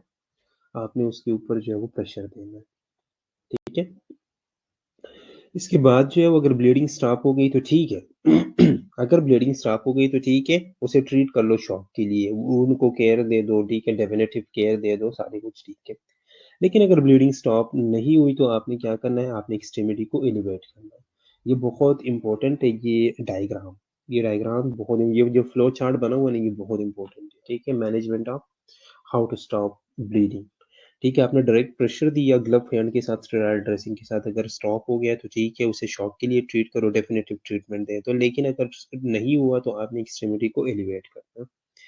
आपने एक्सट्रीमिटी को एलिवेट किया, ठीक है, अबव द विक्टिम हार्ट, उसके हार्ट लेवल से जो है वो आपने थोड़ा सा ऊपर कर देना है, ठीक है। और प्रेशर तब भी कंटिन्यू प्रेशर देना ही है, प्रेशर तब भी कंटिन्यू रखना है, ठीक है, लेकिन उसके हार्ट के लेवल से थोड़ा सा जो है उसे ऊपर कर लो, ठीक है। अगर ब्लीडिंग स्टॉप हो गई तो ठीक है, वही बात है। लेकिन अगर स्टॉप नहीं हुई तो आपने क्या करना है, आपने प्रेशर पॉइंट को लोकेट करना है, फिर प्रेशर पॉइंट को लोकेट करना है, जहां पे वूंड है ना, उस एरिया पे जोर से जो है वो फिर प्रेशर देना है, सिर्फ वूंड के ऊपर फिर प्रेशर देना है, ठीक है, डायरेक्ट प्रेशर वूंड के ऊपर देना है। स्टॉप हो गई तो ठीक है, नहीं तो फिर क्या करना है, फिर आपने टॉर्निकेट अप्लाई करना है, फिर आपने टॉर्निकेट अप्लाई करना है, ठीक है। थोड़ा पीछे जो है वो आप टॉर्निकेट अप्लाई कर लो, ताकि बिल्कुल जोर से टॉर्निकेट बांध लो, ताकि ब्लड जो है वो आना बंद हो जाए। लेकिन ये सबसे लास्ट काम है, ठीक है। हो गया तो ठीक है, नहीं तो फिर डेफिनेटिव थेरेपी की तरफ जाना है, ठीक है। फिर उसकी कोई सर्जरी वगैरह जो है उसकी तरफ जाना है, ठीक है। तो सबसे पहले आपने क्या किया, सबसे पहले आपने डायरेक्ट प्रेशर अप्लाई किया, ठीक है, नहीं हुआ तो आपने एलिवेट किया, एलिवेशन से नहीं हुआ तो आपने पॉइंट प्रेशर अप्लाई किया, पॉइंट प्रेशर से नहीं हुआ तो आपने टॉर्निकेट बांध दिया, ठीक है।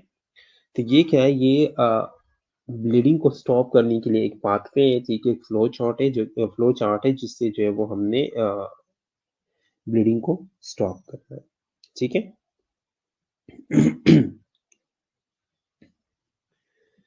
ओके, सो नेक्स्ट, मेडिकली हमने अब मैनेज करना है। मेडिकल मैनेजमेंट किस तरह है, ट्रीटमेंट ऑफ अंडरलाइंग कॉज, ठीक है, अंडरलाइंग कॉज को ट्रीट कर लो। हेमरेजिंग effort are made to stop the bleeding, this may involve apply pressure to the bleeding site और सर्जिकल इंटरवेंशन। वो हमने ऑलरेडी डिस्कस किया कि सर्जिकल साइट के ऊपर हम जो या तो प्रेशर अप्लाई करते हैं या हम सर्जिकल इंटरवेंशन की तरफ जाते हैं, ताकि ब्लीडिंग जो है वो स्टॉप, ठीक है। इसके अलावा जो है वो जनरल मैनेजमेंट है। जनरल मैनेजमेंट में हम क्या करते हैं, जनरल मैनेजमेंट में हम करते हैं डायरेक्ट प्रेशर और प्रेशर ड्रेसिंग, ठीक है। हमने जो है वो डायरेक्ट प्रेशर अप्लाई करना है, ठीक है, या प्रेशर ड्रेसिंग करनी है, उसके ऊपर एलिवेट करना है, ठीक है। आइस जो है वो अप्लाई कर सकते हैं, प्रेशर पॉइंट को चाहिए वो ढूंढ के उसके ऊपर प्रेशर देना है, ठीक है, कंस्ट्रक्टिंग बैंड्स लगानी है, ठीक है। इसके अलावा टॉर्निकेट वगैरह अप्लाई कर सकते हैं, ये सारा कुछ जो है इसे हम मैनेज कर सकते हैं उससे, ठीक है। इसके बाद जो है वो मेडिकल मैनेजमेंट में फ्लूइड एंड ब्लड रिप्लेसमेंट, ठीक है। लार्ज बोर आईवी एक्सेस लेना है आपने, अपनी कोशिश यही करना है कि आपको जो है वो एक वेन जो है वो अच्छी मिल जाए, ठीक है।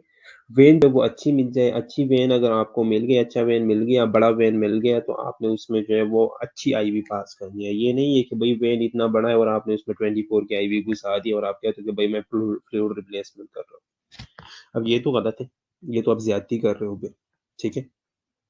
वैन अच्छी है तो भाई आप बड़ी आईवी लगा लो, आप 18 के पास कर लो, आप जो है वो 14 की पास कर लो, 16 की पास कर लो, आप 20 की मिनिमम जो है वो आप 20 की पास कर लो, लेकिन 22 और 24 की तो एटलीस्ट ना करो, ठीक है, जिसका फ्लो बहुत कम होता है।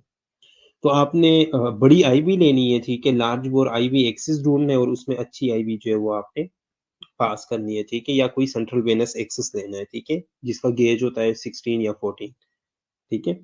बड़ी गेज की चीजें जो है वो आपने लेनी है।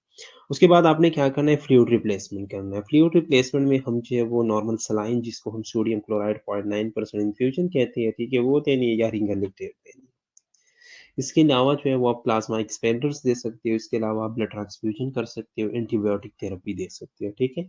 एंटीबायोटिक थेरेपी जो है वो हम इसलिए देते हैं क्योंकि साइड पे कोई इन्फेक्शन ना चल रहा हो, ठीक है, या कोई इन्फेक्शन ना हो जाए। प्रोपाइलेक्टिक थेरेपी की जगह जो है वो हम एज अ प्रोपाइलेक्टिक थेरेपी देते हैं। फार्माकोलॉजिक थेरेपी में क्या है, वेजोएक्टिव मेडिसिन हम देते हैं, ठीक है, एंटीएमेटिक्स दे सकते हैं, एंटी डायरियल दे सकते हैं, ठीक है। अगर फॉर एग्जांपल कोई जो है वो heart related, cardiovascular related issue है, तो हम वेजोएक्टिव मेडिसिन देते हैं। अगर कोई जो है वो हाइपोवोलीमिया हो रहा है, किसी एंटीएमेटिक या साथ में ब्लीडिंग वगैरह, डायरिया या वॉमिटिंग वगैरह भी हो रही है, तो साथ साथ हम एंटीएमेटिक एंटीडायरियल भी देते हैं। सर्जिकल मैनेजमेंट में हम क्या करते हैं, हेमाटोमा को ड्रेनेज कर लेते हैं, जहाँ पे हेमाटोमा है ठीक है, वहाँ से जो है वो निकालने की कोशिश करते हैं, ड्रेनेज कर लेते हैं ठीक है, लाइगेट करते हैं ठीक है, साथ में जो है वो हम स्टिचेस वगैरह लगा लेते हैं और कॉटरी कर लेते हैं ठीक है। कॉटरी क्या है, कॉटरी आपको मैंने बताया भी था पहले भी ठीक है, कि कॉटरी जो है वो थिएटर्स वगैरह में यूज होती है। ये जिस तरह काविया नहीं होता, जिस तरह ये जो इलेक्ट्रीशियंस वगैरह काविया यूज करते हैं, जिससे जो है वो टांके वगैरह लगाते हैं, इसी तरह एक काविया आता है जिसको हम कॉटरी बोलते हैं ठीक है। उस कॉटरी जो है उसका काम क्या होता है, उस जगह को जलाना होता है ठीक है, वो उस जगह को जलाते हैं ठीक है, और जला जला के उस एरिया को जो है वो उसकी ब्लीडिंग जो है वो स्टॉप होती है। आप लोगों ने अभी देखा भी होगा, ये जो टर्किश सीजन्स चल रही है ठीक है, या द ग्रेट सुलजोक या ये जो अर्तुगरुल वगैरह चल रहे हैं ठीक है, इसमें ये मोस्टली ये लोग यही करते हैं, क्या करते हैं, कहीं पे भी ब्लीडिंग हो ठीक है, कहीं पे कुछ भी हो ठीक है, वो क्या करते हैं, उस जो अपने तलवार को या खंजर वगैरह को जो है वो आग में गर्म कर लेते हैं ठीक है, या किसी और चीज को वो गर्म कर लेते हैं, और गर्म जो है वो उस एरिया पे लगा लेते हैं, उसको जला देती है, जख्म को जला देते हैं। लाइगेशन मीन स्टिचेस जी ठीक है, उस एरिया को जो है वो जला देते हैं ठीक है, उस एरिया को वो जलाते हैं तो वो वहाँ की ब्लीडिंग जो है वो स्टॉप हो जाती है, और वहाँ के जितने भी वो माइक्रोब्स वगैरह है ठीक है, ये सारी चीजें वो खत्म हो जाती है उसकी वजह से ठीक है। तो आपने सर्जिकली जो है उसको कैसे मैनेज करना है, या तो उसका ड्रेन आउट करना है ठीक है, या हमने लाइगेट करना है, या हमने जो है वो कॉटरी करनी है वहाँ पे ठीक है। ओके, नर्सिंग मैनेजमेंट क्या है, नर्सिंग मैनेजमेंट में आपने कंटिन्यूअसली टेलीमेट्री करनी है ठीक है, कंटिन्यूअसली आपने पेशेंट को जो है वो देखना है, उसे जो है वो असेस करना है, उसकी वाइटल्स देखनी है ठीक है। इसके अलावा जो है वो प्रिवेंट फ्रॉम हाइपोथर्मिया ठीक है, आपने कोशिश ये करनी है कि जब भी पेशेंट का जो है वो पेशेंट ब्लीड कर रहा हो ठीक है, उसकी ब्लड जो है ब्लड लॉस हो रहा हो ठीक है, तो हमने बताया ये पहले पढ़ा कि ब्लड लॉस हो रहा हो तो उसे ब्लड शुगर भी कम मिल रहा है ठीक है, एक्टिविटीज जो है उसके डाउन हो जाती है, तो हाइपोथर्मिया में जाने के चांसेस ज्यादा होते हैं। तो आपने पेशेंट को हाइपोथर्मिया से जो है वो प्रिवेंट करना है। इसके अलावा जो है वो रैपिड इन्फ्यूजन थेरेपी है ठीक है, रैपिड इन्फ्यूजन थेरेपी है। रैपिड इन्फ्यूजन थेरेपी में क्या है कि आपने जो है वो रैपिडली उसे इन्फ्यूज करना है ठीक है, रैपिडली जो आपने फ्लूइड्स देने हैं, क्रिस्टलाइड्स या कोलाइड्स जो भी है, तो आपने फ्लूइड्स देने होंगे ठीक है। सर्विलेंस ऑफ ट्रांसफ्यूजन इंड्यूस ठीक है, आपने जो ट्रांसफ्यूजन देनी है ठीक है, उसको सर्विलेंस में रखना है, उसे जो है वो आपने केयरफुली जो है वो देखना है ठीक है, कि मैं ये चीजें देख रहा हूँ, ये मैं ये ब्लड या ब्लड प्रोडक्ट दे रहा हूँ ठीक है, इससे कोई रिएक्शन तो नहीं हो रहा, कोई कॉम्प्लिकेशन के किसी कॉम्प्लिकेशन की तरफ तो पेशेंट नहीं जा रहा। तो आपने साथ-साथ ये देखना है ठीक है, कि एनाफिलेक्टिक रिएक्शंस और कॉम्प्लिकेशंस तो नहीं आ रही इसकी वजह से, ठीक है? इनिशियली अब हम फ्लूइड रिसोसिटेट कर रहे थे ठीक है, अब उस इनिशियल फ्लूइड रिप्लेसमेंट के रिस्पॉन्सेज़ क्या-क्या आती हैं? तो 3 तरह के रिस्पॉन्सेज़ आते हैं ठीक है, 3 तरह के रिस्पॉन्सेज़ आते हैं, रैपिड रिस्पॉन्स, ट्रांजिएंट रिस्पॉन्स और मिनिमल और नो रिस्पॉन्स। वाइटल साइंस अगर नॉर्मल हो गए तो इसका मतलब है कि रैपिड रिस्पॉन्स आ गया। आराम-आराम से अगर वाइटल साइन जो है वो नॉर्मल की तरफ जा रही है तो ट्रांजिएंट रिस्पॉन्स आ गया। अगर एब्नॉर्मली ये ठीक है, आप ड्यूड रिप्लेसमेंट भी कर रहे हो फिर भी एब्नॉर्मल है, तो मिनिमल या नो रिस्पॉन्स है। एस्टिमेटेड ब्लड लॉस अगर जो है वो 10 से 20% तक है ठीक है, मिनिमल हो गया तो ठीक है, रैपिड रिस्पॉन्स हो गया। 20 से 40 है तो ट्रांजिएंट रिस्पॉन्स है, फिर भी 40 के ऊपर है आप रिस्पॉन्स दे रहे हो ठीक है, आप जो है रिससिटेट कर रहे हो फिर भी उसी तरह ब्लीड कर रहा है, ठीक है? तो वो मिनिमल या नो रिस्पॉन्स है फिर, ठीक है? अब अगर क्रिस्टलाइट की ज़रूरत और नहीं है ठीक है, तो रैपिड रिस्पॉन्स है। लो टू मॉडरेट ज़रूरत है तो ट्रांसिएंट है नहीं, और बिल्कुल जो है वो ज़्यादा ज़रूरत है तो नो रिस्पॉन्स है इसका मतलब, ठीक है? इसी तरह ब्लड का भी ठीक है, इसी तरह जो है वो ब्लड प्रिपरेशन है ठीक है, हमने क्या करना है, टाइप करना है, क्लास मैच करना है, टाइप स्पेसिफिक करना है या इमरजेंसी ब्लड रिलीज़ करना है, क्या करना है, ठीक है? इसके अलावा जो है वो ऑपरेशन की ज़रूरत किस तरह है, और early presence of surgeon, surgeon हमें किस तरह चाहिए, तो तीनों में हमें सर्जन की ज़रूरत पड़ेगी, ठीक है? क्योंकि कभी भी जो है वो पेशेंट की कंडीशन जो है वो वर्सन हो सकती है, ठीक है? यहाँ तक आज का ये चैप्टर तो आज ही हमने ख़त्म कर लिया पूरा, ठीक है? सो आज के चैप्टर में अगर किसी का कोई क्वेश्चन हो तो पूछ लो, ठीक है? आज हमने क्या-क्या पढ़ा? आज हमने हेमरेज के बारे में पढ़ा, हेमरेज की क्लासेस के बारे में पढ़ा, ठीक है? हेमरेज के टाइप्स के बारे में पढ़ा, ठीक है? टाइप्स जो है वो फिर डिफरेंट टाइप्स थे, ठीक है? ड्यूरेशन के लिहाज से, वेसल्स इन्वॉल्व के लिहाज से, सर्जिकल इंटरवेंशन के लिहाज से, ठीक है? टाइम के लिहाज से और फेट के लिहाज से, हर चीज़ से जो है वो अलग-अलग जो है वो टाइप्स थे, ठीक है? फिर क्लासेस को हमने क्लासेस के साइन सिम्पटम्स देखे, क्लासेस को जो है वो हमने मैनेज कैसे करना है, वो सारा कुछ देख लिया। ठीक है? इसके अलावा जो है वो हमने फिर इनिशियली उसको मैनेज कैसे करना है, nursing management, medical management, surgical management सारा कुछ जो है वो हमने आज पढ़ लिया। सो आज के लेक्चर में अगर किसी बच्चे का कोई भी क्वेश्चन हो तो पूछ लो।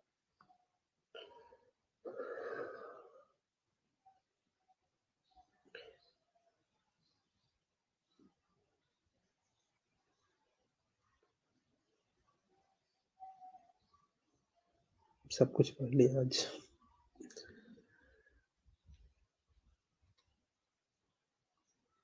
आज के लेक्चर में किसी बच्चे का कोई क्वेश्चन हो तो पूछ सकते हो।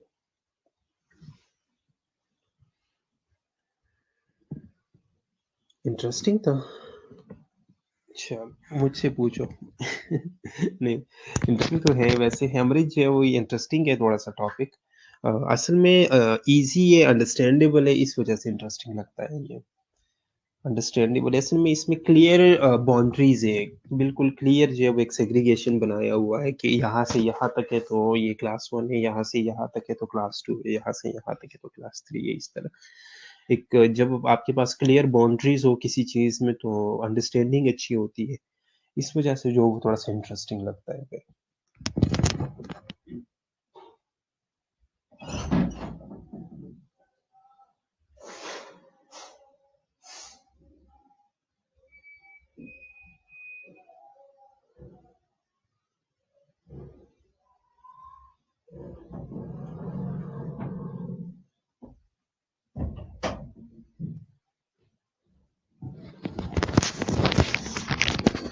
पीपीटीज़ इसकी क्लियर है बिल्कुल। जी, स्लाइड्स में सारी सेंड कर दूँगा। स्लाइड्स आप लोगों के पिछले कुछ स्लाइड्स भी रहते हैं, वो भी सेंड करने हैं मैंने।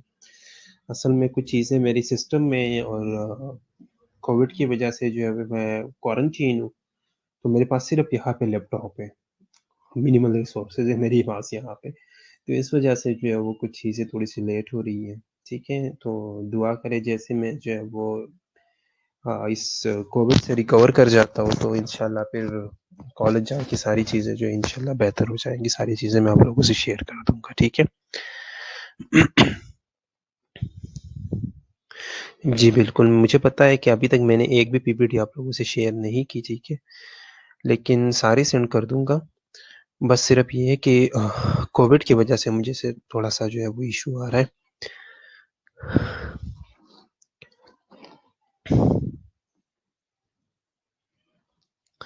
बिल्कुल, बिल्कुल, मैं सब कुछ शेयर कर दूँगा इंशाल्लाह, बस आप लोग दुआ करें कि जल्दी से जो है वो मैं रिकवर कर जाऊँ इस चीज़ से।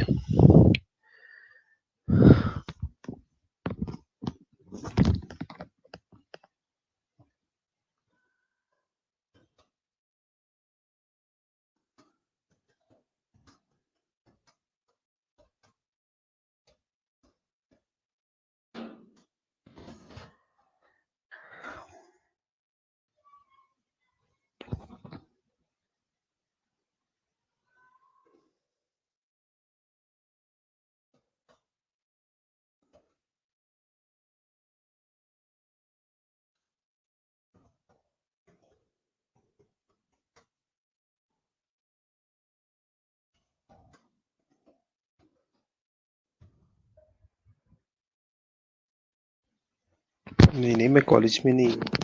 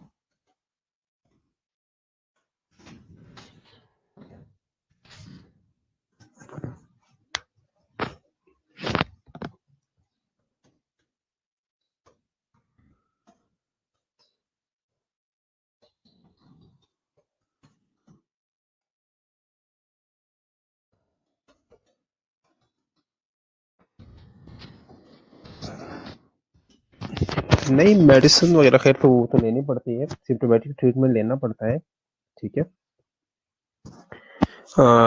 टेस्ट तो यार इंशाल्लाह हम ले ही लेंगे, कोई इशू नहीं है। बस अल्लाह करे कि इन कैंपस क्लासेस जो है वो स्टार्ट हो जाए। ठीक है, तो इंशाल्लाह टेस्ट वगैरह हम सब कुछ ले लेंगे। ठीक है, अटेंडेंस, चलो किसी बच्चे का कोई क्वेश्चन हो तो अ, पूछ लो आप लोग, अपना क्वेश्चन जो है वो ड्रॉप कर लो। ठीक है, और तब तक मैं आप लोग की अटेंडेंस जो है वो मार्क कर लेता हूँ।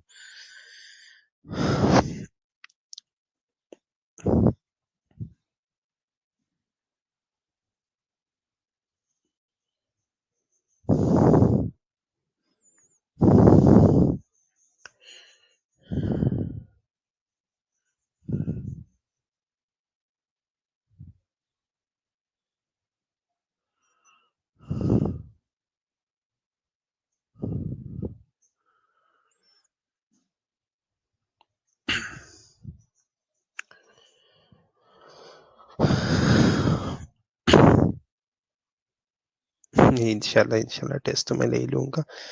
बस आप लोगों को चीज़ें जो है वो अंडरस्टैंड कर लो, आप लोग चीज़ों की समझ आ जाए बस। तो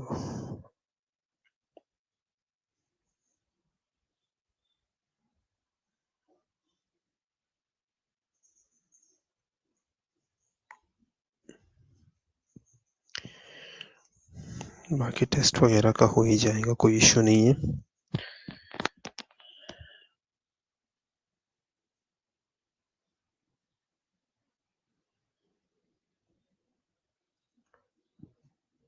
और स्पेशली अपना बहुत बहुत ख्याल रखिएगा।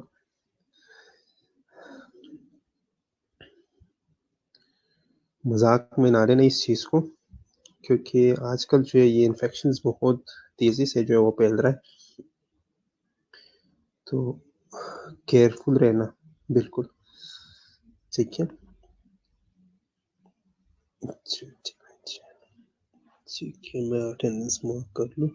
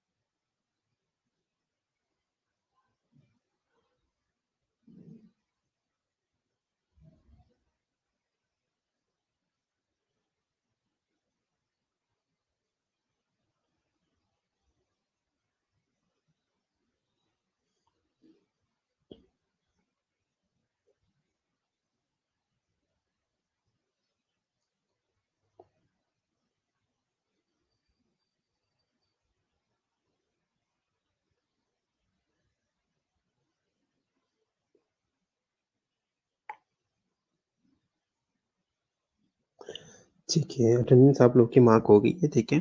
सो इसके बाद भी अगर किसी बच्चे को समझ ना आई हो या किसी बच्चे का कोई क्वेश्चन हो, तो आप लोग जो है वो ग्रुप में भी पूछ सकते हो या किसी भी टाइम जो है या नेक्स्ट लेक्चर में जो है वो आप पूछ सकते हो, ठीक है।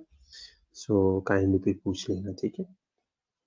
और जैसे इंशाल्लाह कॉलेज जाता हूँ इंशाल्लाह, तो मैं सारी चीज़ें जो है वो आप लोगों से शेयर कर लूँगा, ठीक है। क्योंकि कुछ पीपीटीज ऐसी है जो कि मेरे सिस्टम में सिर्फ पड़ी है, मेरे पास लैपटॉप में नहीं है। कुछ चीज़ें जो है वो मेरे पास लैपटॉप में है, ठीक है। क्योंकि आजकल लैपटॉप यूज़ ही कम होता है, तो इस वजह से लैपटॉप में चीज़ें नहीं, ये सारी चीज़ें मोस्टली जो है वो सिस्टम में ही पड़ी है, ठीक है। तो इंशाल्लाह वो मैं आप लोगों से शेयर कर दूंगा, ठीक है।